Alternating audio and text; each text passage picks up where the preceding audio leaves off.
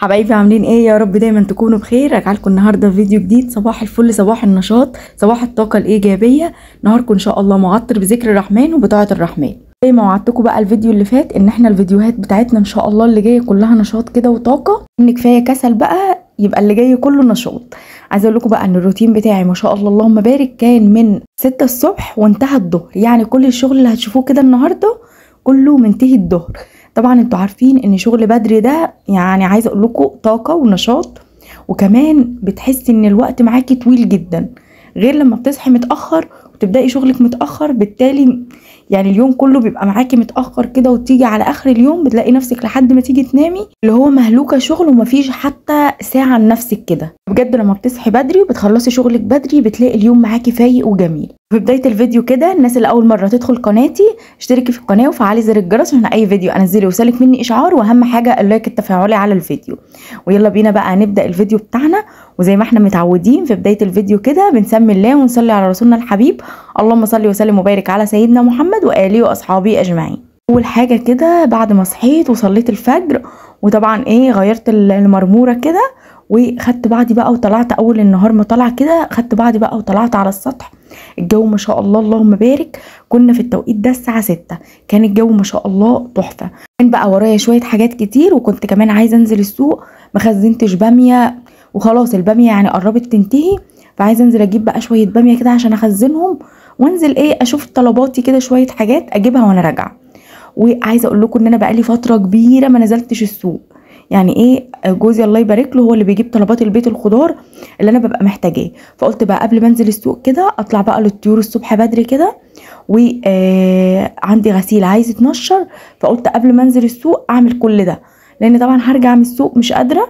فقلت وانا نشيطه كده اخلص شغل بيتي، ولو ورايا مواعين اخلصها، اي حاجه ورايا اعملها. وانا من عادتي لما بنزل السوق تلاجتي لازم ابقى منضفاها، يعني لو هي مش لازم تتغسل بحاول ان انا الحاجات اللي ملهاش لازمه اطلعها، احطها مثلا للطيور لو اكل، او لو حاجات عايزه تترمي ارميها، واروق كده التلاجة بحيث ان انا لما اجيب خضار جديد يبقى التلاجة بتاعتي نظيفه. المطبخ برضو بحاول ان انا اخليه نظيف علشان لما يجي جايبه حاجات الخضار بتاعي ما الاقيش الدنيا مكركبه كده وما اعرفش ارص حاجتي بترتيب. هنا اول حاجه في يومنا او روتيننا لازما قبل ما تنزلي السوق مطبخك يكون نظيف وتلاجتك تكون مترتبه على الاقل علشان تقدري تحطي خضارك.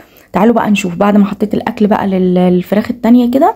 بصوا ما شاء الله الفراخ دي البيضه. وهرد برضو على تساؤلاتكم البنات اللي بيسالوني في التعليقات، في حاجات مش بعرف ارد عليها في التعليقات، لازم ارد عليكم وانا شغاله كده في الفيديو. الفراخ البيضه انا زي ما قلت لكم 3 ايام علف ناعم كده، وبعد كده هبدا احط لهم علف اللي هو الخشن. طبعا انا هشتري شوال 25، ودايما بلاش تشتري الشوال الصغير ال25. عارفين الشوال ال50 كيلو؟ قولي للراجل يديكي نصه. مش عارفه، بحس ان جوده الشوال اللي هو ال50 كيلو الاكبر احسن من الشوال ال25. اكلهم بالظبط 25 يوم علف خالص اللي هو العلف الخشن، وبعد كده ببدأ بقى اللي هو اعمل لهم التقليبه الغله على العيش على فول الصويا. بعمل التقليبه دي ان شاء الله اعملها معاكم. وهنا في كانت بنوته بتسالني بتذبح الفراخ، يعني هي مش عارفه تذبح الفراخ على عمر كام. انا مش دعوه بال15 يوم اللي الراجل بيجيبهم فيهم، انا ليا دعوه من يوم ما جم عندي. انا بذبح على عمر شهر، ممكن شهر و5 ايام على حسب ما الاقي الفرخ معايا كده بقى حلو. يعني 35 يوم هما المفروض بيتذبحوا على 40 يوم، يعني 10 ايام مثلا هما بيبقوا جايين لك فانت بتخليهم عندك شهر، او 15 يوم فانت بتخليهم عندك 25 يوم. لا انا بذبحهم 35 يوم، وعنده مثلا 15 يوم بذبحهم على عمر 50 يوم. وبالنسبه لي ما شاء الله بيبقوا حلوين. وغير كده علشان الصدر كده يبقى مليان اعرف اطلع بقى منه بانيه، واعمل بقى كفته فراخ، اشكل بقى من الفراخ. ما شاء الله اللهم بارك الفراخ البيضه دي مجالها كبير في التشكيل، تقدري بقى تعملي شيش طاووق، بصي بتشكلي وتشوي، بنعمل كل حاجه من الفراخ البيضه بنعرف نشكل منها، غير الفراخ البلدي. او البنوته اللي كانت كاتبه لي في الكومنتات بلاش تقولي عليها تقريبا فلاحي، فراخ بلدي. فالفراخ البلدي مش بنعرف، يعني هي فراخ شامورت كده صغيره، بيبقى حتى الصدر فيها صغير. الفراخ الفلاحي دي او البلدي دي هي كبرها في الشوربه كده وبتبقى جميله، بس لان شوربتها بتبقى ما شاء الله طعمها حلو قوي. هنا بقى بعد ما اكلت الطيور كده كان عندي شويه غسيل عايزين يتنشروا ونشرتهم بدري. ودايما بقول لكم بنشر الغسيل يا في بدايه اليوم قبل طبعا الشمس ما تيجي على السطح، يا اما في نهايه اليوم في الطراوه كده قبل المغرب. لان انا بصراحه مفتقده البلكونه، يعني انا ما عنديش في البيت بتاعي ما عنديش بلكونه، فربنا يحقق لي حلمي كده ويبقى ليا بيت ببلكونه، وربنا يحقق لكم كمان احلامكم يا رب، ويوسع عليكم. الناس اللي ساكنه طبعا ربنا يوسع عليها، والناس اللي في بيوت عيله ونفسها بقى تعمل بيت كده وتستقل بحياتها ونفسها ويبقى ليها بيتها، ربنا يا رب يحقق لكم حلمكم.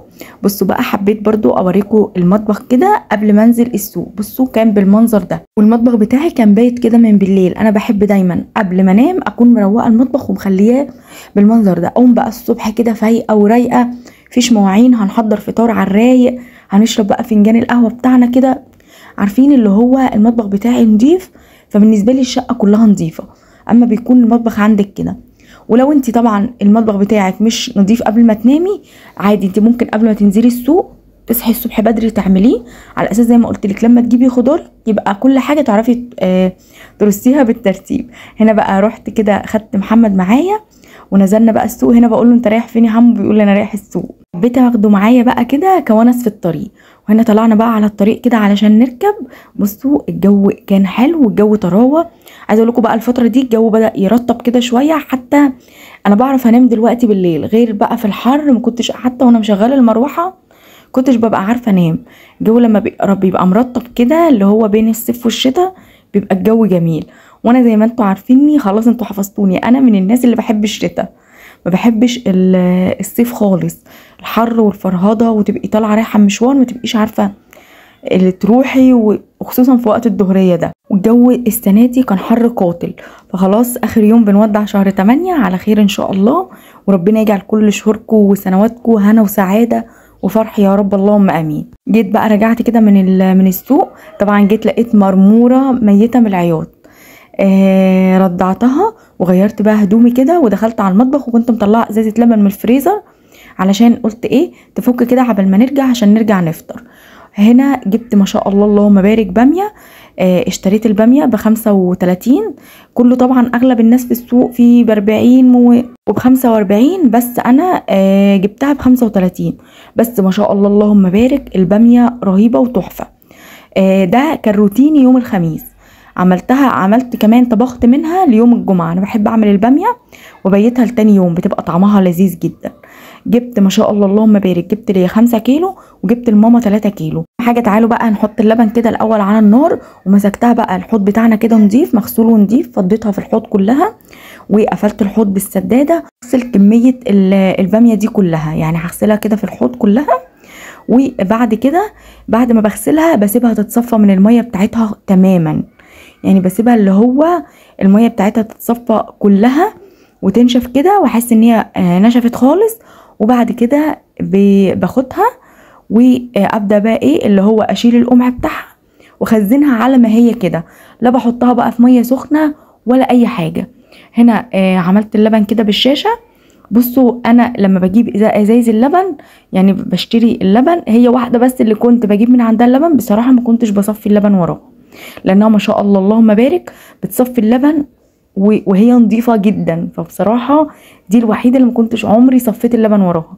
بس دلوقتي هي ما عندهاش لبن، فبشتري لبن من ناس مختلفه كده. فبصراحه اول ما بجيب اللبن لازم بصفيه. هنا انا قسمت اللبن على في اللبانه التانية او الكسرولة التانية كده عشان اللبن ياخد راحته في الغليان، لان حسيت ان اللبانه اتملت خالص. لبن مش هياخد راحته ومش هعرف اقلبه كويس ومش هياخد راحته في الغليان، ولازم طبعا اللبن نغليه كويس جدا. في ناس كده بحب اكل من ايديها، يعني عارفه ان هي نظيفه ما شاء الله، فاللي هو من غير اي حاجه. وفي ناس بتبقى الواحد كاشش كده ما بيبقاش قادر، بس والله العظيم والله العظيم بسمي الله وباكل، عشان بيبقوا ساعات زعلانين طب انت مش عايزه تاكلي من عندنا، طب فالواحد بيسمي الله بقى وممكن ياكل حاجه بسيطه كده.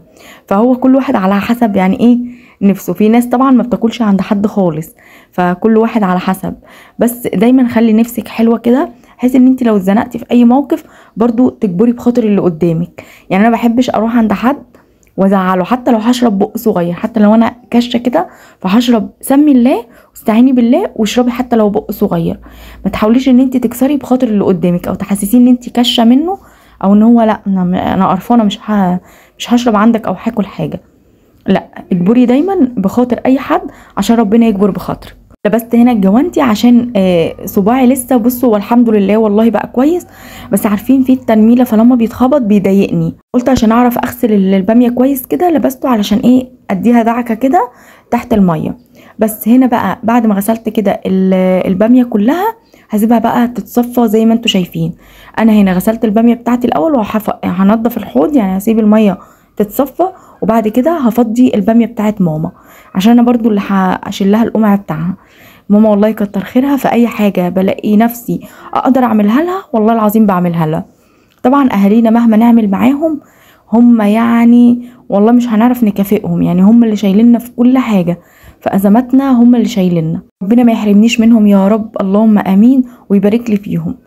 هنا بقى غسلت الباميه كده كلها وسبتها، وجبت بقى كوسه. عايزه اقول لكم الكوسه بقى شايفه دلالها اليومين دولت، الكوسه ب 30 جنيه، جبت كيلو ونص. ابني عايز محشي هيموت على محشي، بس لفيت السوق كله على ورق عنب بصراحه ما لقيتش، فقلت بقى انا وحظي لقيت فرصه قدامي جت كده، لقيت ما لقيتش خلاص بقى يبقى اشتري الجاهز اللي هو معلب ده، رغم ان هو مش بيبقى حلو، يعني اللي بيبقى متفرز في السوبر ماركت ما بيبقاش نفس الورق العنب اللي بنشتريه فريش. جبت بقى بتنجان وفلفل اخضر عشان لما نعمل بقى الباميه كده، وكمان جبت البنجر حلو قوي يا بنات، اما بتعمليه حتى لو سلقتيه كده وعملتيه زي سلطه جنب الاكل بيبقى حلو قوي. ان شاء الله نبقى نعمله مع بعض واقول لكم انا بعمله ازاي. جنب بقى المشاوي وجنب الحاجات ديت عامله بقى فراخ مشويه وعامله سلطه طحينه تقدري تعمليه جنبها. وكمان لو عندك ضيوف دايما في المطاعم بيقدموا لك البنجر ده متقطع كده مكعبات، وتحسوا ان عاملين عليه خلطه وطعمه حلو كده. ان شاء الله نبقى نعمله. جبت فلفل الوان وفلفل اخضر، جبت الكوبي اللي هو الرومي، وجبت الفلفل الشطه ده عشان عايزه احط بصراحه في المش، وجبت كمان جزر عشان البنوته اللي طلبت مني ان انا اعمل مخلل الجزر.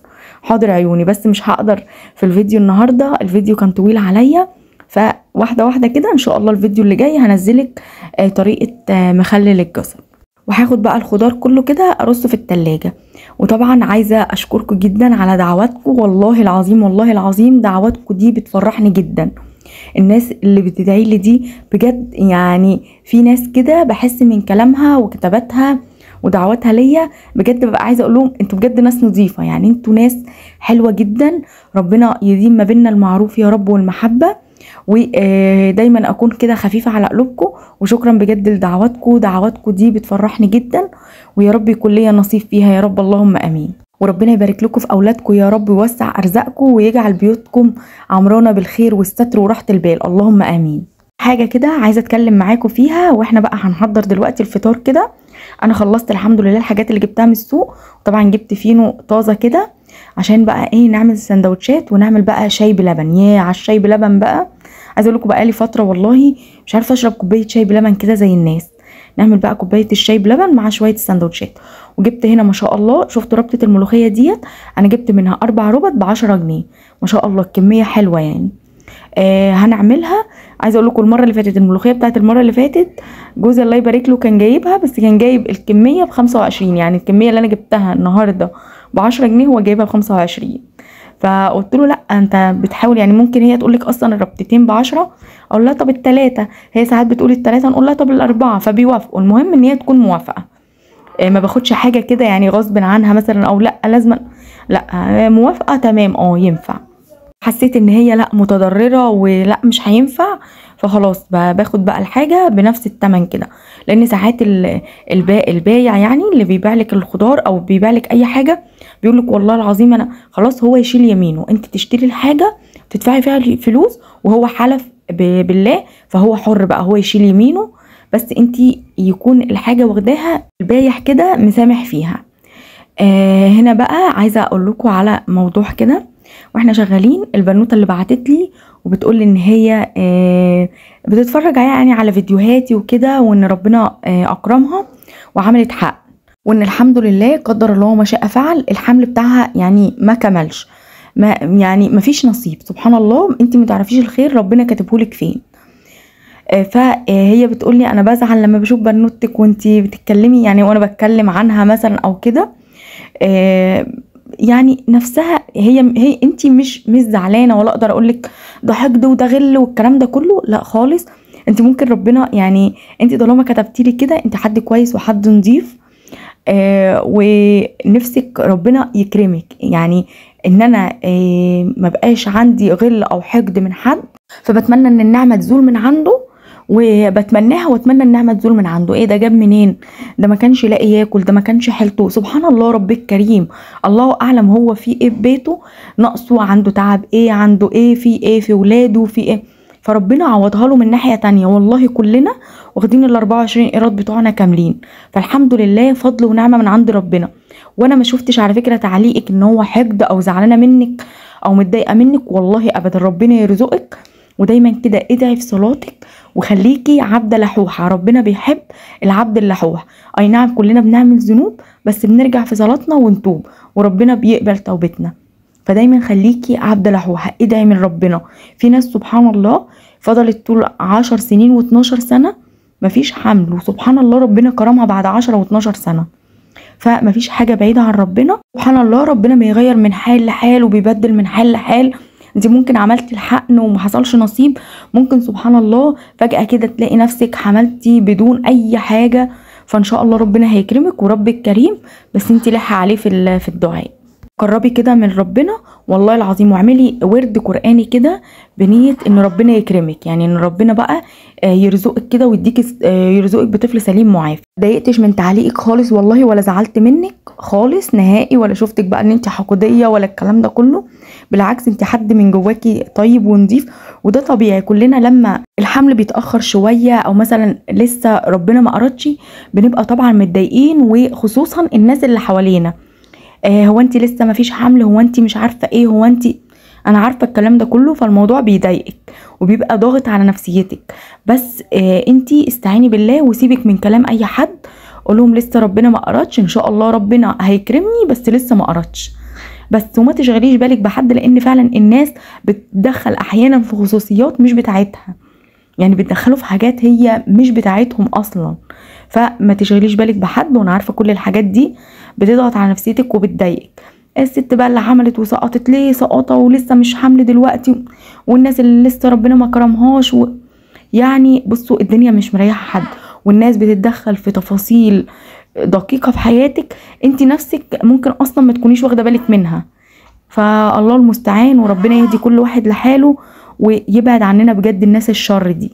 دايما كده لما تيجوا تعملوا اي حاجه اللي هو استعينوا على حوائجكم بالكتمان، مش لازم كل حاجه نروح نقولها للناس. قولي لحبيبتك اللي بتحب لك الخير، الناس اللي تشوف في عينيها تيجي تقولي لها على اي حاجه عندك وتشوفي في عينيها الشر كده، او تشوفي في عينيها ان هي متضايقه ان ربنا اداك النعمه دي، لا ما تعرفهمش حاجه عن حياتك. ان شاء الله ربنا كريم وربنا هيكرمك، وهتنزلي لي هنا في القناه وتقولي ربنا كرمني ان شاء الله، ربنا يرزقك بطفل سليم معافى. هنا بقى الباميه طبعا كلها قمعتها كده، عبيتها كده في الاكياس، وهنحاول بقى نقفلها مع بعض كده معاكم بالكياس بالنار، مش هربطها المره دي، هقفلها بقى معاكم كده.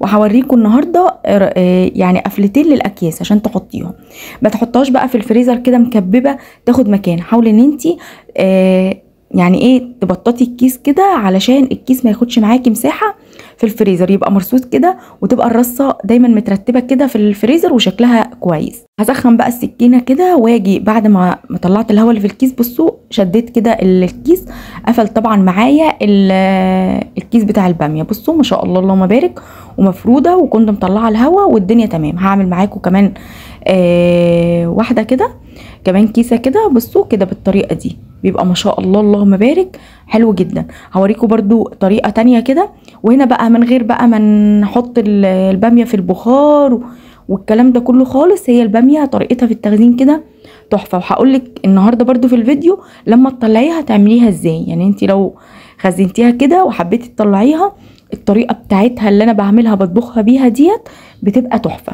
هنا عملت كمان كيسه معاكم كده، بصوا بالشكل اللي انتوا شايفينه ده، بيبقى الكيس خلاص تماما اتقفل. وهنعمل برضو بطريقه تانية، الناس اللي ما بتحبش تعمل بالطريقه ديت يعني بطريقه السكينه كده، هنعمل بقى بطريقه الولاعه. هنجيب كيس الباميه كده، ونحاول برضو نفرغ الهواء خالص منه كده زي ما انتوا شايفين، ونبدا نتنيه من فوق. وبعد ما تنيناه كده التانية ديت، نبدا بقى نمشي بالولاعه كده على الخط اللي فوق هيبقى الكيس بصوا، ونضغط بايدينا ضغطه خفيفه يبقى الكيس اتقفل معانا ما شاء الله بالشكل ده. والحته اللي فوق دي هنقصها عشان ما تاخدش برده ايه شكل كده او مكان. دي طريقتي كده في تخزين الباميه بقالي سنين على الحال ده، وبتطلع معايا ما شاء الله تحفه. هنا بقى الباميه انا مجمعه الحجم الكبير شويه لوحده، والحجم الوسط لوحده، والحجم الصغير لوحده. حتى تلاقوني كنت حطاها في 3 حاجات كده. بفضل ان انا كل حجم ملوخيه حجم باميه، مش عارفه هي داخله معايا ملوخيه ليه، كل حجم باميه كده اعمله لوحده على اساس ان تسويته تبقى واحده، لان الصغيره برده ما بتاخدش تسويه زي الحجم الوسط.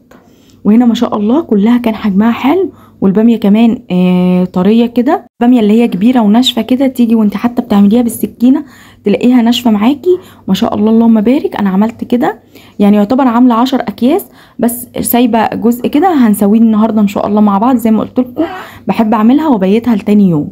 بقى احنا هنعامل الكيسه دي او شويه الباميه دولت على انهم باميه طالعه من الفريزر. هنعمل فيها ايه؟ طبعا احنا غاسلين الباميه بتاعتنا كويس، يعني مش هنحتاج نحطها نغسلها، او لو انت عايزه تديها شطفه في المصفى كده، عشان طبعا بتنزل الماده اللزجه بتاعتها فما بتكونش حلوه خالص. فاحنا هنعمل ايه؟ اول ما نطلع الباميه كده من التلاجة تمام، هنبدا نحط بقى في الحله كده، نعمل التسبيكه الاول بتاعه الباميه، اللي هو بحط بقى اللحمه. سواء اللحمه بصوا كانت مرموره على ايدي، اتهرت بقى عياط، قالت خلي عندكم دم بقى، انتوا سايبيني طول النهار. والله وهي عندها حق، انا كنت فعلا مهملاها خالص. يوم الخميس ده كنت مهملاها خالص، يعني اللي هو ايه مش مهتميه بيها، فشلتها طبعا، وده ما يفضلش خالص، ده غلط جدا. بس والله كان غصب عني، الولاد ما كانوا ماشوا كده، ما كانش في حد بقى في البيت غير انا وهي. حطيت كده شويه زيت، وبعد كده نزلت بالبصله ودهنه. انا هعملها كده من غير لحمه ولا اي حاجه.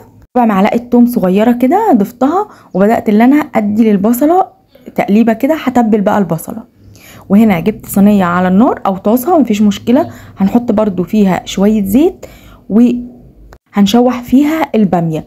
والتشويحه دي بتدي للباميه طعم تحفه، سواء بقى انتي لسه هتعمليها طازه يعني اللي هي زي كده، او مطلعاها من الفريزر. لو مطلعاها من الفريزر بقى وهتعمليها بالطريقه ديت عشان تنزل الميه بتاعتها كلها، وما تنزلش الميه بتاعتها في التسبيكه. تمام، هنبدا نديها تشويحه كده على اساس ان هي تتشرب الميه بتاعتها كلها. وهنا حطيت الملح والفلفل، وانزل كده عليهم بالطماطم. وطبعا لو الطماطم حسيتي ان هي مززه شويه ممكن تحطي معلقه سكر بتعادل الحموضه بتاعه الطماطم. هنا هنزل بقى في الزيت كده بعد ما سخن، انزل بقى بالباميه وافضل بقى اقلب فيها. هنا بقى لما بقى بنزل بالباميه كده بضيف ايه شويه ملح وشويه فلفل، بضيف كمان حوالي ربع معلقه توم كده في التشويحه، بتخلي طعمها تحفه. جربوا الباميه بجد بالطريقه ديت هتعجبكم جدا. هتعمليها، والناس اللي بتحب بقى تعملها في طواجن هتعمليها برضو بالطريقه ديت، وتنزليها في الطماطم تتسبك يعني تستوي، قصدي نص تسويه كده في الطماطم. وبعد كده تاخديها بقى تحطيها في الطواجن بتاعتك وتدخليها الفرن. يا سلام، ويا سلام بقى على الباميه باللحمه الضاني، بصراحه بتكون في حته تانية. لا يعني اللحمه الباميه باللحمه الضاني احسن بكتير من اللحمه العاديه بصراحه. وطريقه الباميه كده بالطريقه اللي انا بعملها بيها دي والله العظيم كاني محطوط عليها لحمه، بتبقى طعمها جميل ان شاء الله. لو جربتوها بالطريقه ديت والله هتعجبكم جدا. الباميه هنا بقى بتحتاج ايه؟ عيش طري. اعملي بقى شويه عيش شامي كده من اللي احنا بنعملهم على طول، بيبقى مع الباميه تحفه. وبقى ايه شويه بتنجان مقليين وشويه بقى فلفل مقلي. المهم ان الباميه بتحب الاكل ده بصراحه، وكمان الملوخيه برضو. هنا بقى بعد الطماطم ما اتسبكت كده هناخد بقى الباميه وننزل بيها على تسبيكه الطماطم بس، ونقلبهم تقليبه ونسيبهم بقى يستووا. عايزه اقول لكم ان دي اكبر حجم في الباميه ما شاء الله، تحفه واستوت بسرعه ما غيبتش في التسويه، وكمان طعمها في الاكل حلو. انا حاولت ان انا اجربها، يعني قلت اجربها معاكم عشان كمان انا عايزه اشوف الباميه بتاعتي اللي انا جبتها ايه الدنيا. لان الست قالت لي ما شاء الله والله شويه باميه تحفه، قالت لي حتى الكبيره فيها ما شاء الله كان معاها كبيره قوي بس خفت اجيبها. في ست ربنا يبارك لها يا رب ما شاء الله اللهم بارك، خدتهم على بعضهم كده، خدت الكيلو ب10 جنيه. هنا بقى عصرت نص ليمونه كده وما شاء الله اللهم بارك. بصوا الباميه بحب شكلها يبقى عامل كده، بحب الطماطم بتاعتي تبقى زي الصلصه كده في الخضار. في خضار بيحب ان الصلصه بتاعته تكون وسط، في خضار بيحب ان الصلصه بتاعته تكون خفيفه. الباميه من الحاجات ان الصلصه بتاعتها لازم تكون تقيله كده وحلوه، ما ينفعش تكون خفيفه او وسط، لا هي بتبقى لازما تحسوها ايه تقيله كده. بصوا شكلها عامل ازاي ما شاء الله اللهم بارك. حابه بقى تحطيهم في طواجن كده وتدخليهم ترديهم في الفرن، تاني يوم الباميه تعمليها وما تاكلهاش في نفس اليوم، بتبقى طعمها ما شاء الله رهيب ما شاء الله اللهم بارك. كان يوم الحد كده خلص، وطبعا رحت بقى المرموره، كانت يعني عايزه اقول لكم عياط جامد. خدتها بقى اديتها شاور، وخدت بقى انا شاور بعد اليوم القاتل ده، ونمنا لنا ساعتين كده. دخلت بقى ايه قيلوله كده. وبعد كده بصوا كنت محتاره غدا ايه. طب انت عامله الباميه؟ لا مش هناكل الباميه النهارده، لان بصراحه عايزه اعمل عيش شامي من زمان. طبعا بقالي شهرين ما قعدتش للفرن ولا خبزت ولا عملت اي حاجه، فبصراحه لا انا مش عايزه اكلها كده، وعايزه بقى اقلي بتنجان واعمل بقى اشكل جنبها. فقلت انا كده كده عندي رنجه في التلاجة، وعندي فسيخيه كده باقيه، وتونه. النهارده هنخليها اكله كده. بصراحه كانت الاكله دي وحشاني جدا، برضو من زمان ما اكلتهاش خالص. ولحد هنا يكون يومنا خلص وروتيننا خلص، ويا رب دايما اكون خفيفه على قلوبكم كده، وفيديوهاتي بتستمتعوا وانتوا بتتفرجوا عليها. ويا رب الفيديو كده يكون اداكوا طاقه ونشاط، وربنا يوسع ارزاقكم يا رب، ويرزقكم الصحه وراحه البال يا رب، اللهم امين. ويا رب الفيديو يكون عجبكم، واستنوني ان شاء الله في فيديو جديد، واشوفكم على خير في رعايه الله.